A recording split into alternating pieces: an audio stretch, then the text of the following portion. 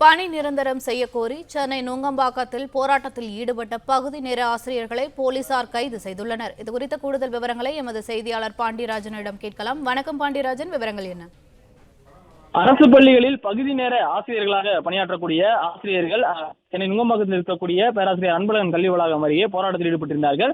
பணி நிரந்தரம் என்கின்ற ஒற்றை கோரிக்கையை வலியுறுத்தி பகுதி நேர ஆசிரியர்கள் போராடி வந்த நிலையில் பள்ளிக்கல்வித்துறை அமைச்சர் உடனான ஒரு பேச்சுவார்த்தையை நடத்தியிருந்தார். தற்போது 12,500 ரூபாய் ஊதியம் பெற்றுக் கொண்டிருக்கக்கூடிய பகுதி நேர ஆசிரியர்கள் 15,000 ரூபாய் மாத ஊதியமாக வழங்கப்படும் என தெரிவித்திருந்தார். அதே போல மே மாதம் அவர்களுக்கு ஊதியம் வழங்கப்படாது.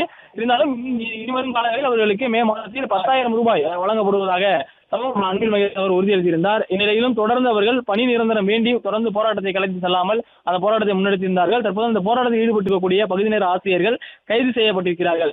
மேலும் இந்த பணி நிரந்தரம் குறித்து சட்ட நிபுணர்களுடன் ஆலோசித்து முடிவு எனவும் அமைச்சர் அன்பில் மகேஷ் உறுதி கொடுத்திருந்தார். இருந்தாலும் பகுதி நேர ஆசிரியர்கள் பணி நிரந்தரம் செய்யும் வரை நாங்கள் தொடர்ச்சியாக போராட்டத்தில் ஈடுபடுவோம் என கூறி அவர்கள் அந்த போராட்டத்தை முன்னெடுத்த நிலையில் இன்று காலையிலிருந்து அவர்கள் போராட்டத்திற்கான முயற்சி ஈடுபட்டிருந்தார்கள். அதன் பிறகு அவர்கள் போராட்டத்திற்கான அனுமதி என்பது கொடுக்கப்படாத நிலையில் தொடர்ந்து போராடியதன் காரணமாக தற்போது கைது செய்யப்பட்டிருக்கிறார்கள். பிளே ஸ்டோர் மற்றும் ஆப் ஸ்டோரில் இருந்து பாலிமர் செயலியை QR கோடு மூலம் பதிவிறக்கம் செய்யுங்கள். செய்திகளை உடனுக்குடன் பெறுங்கள்.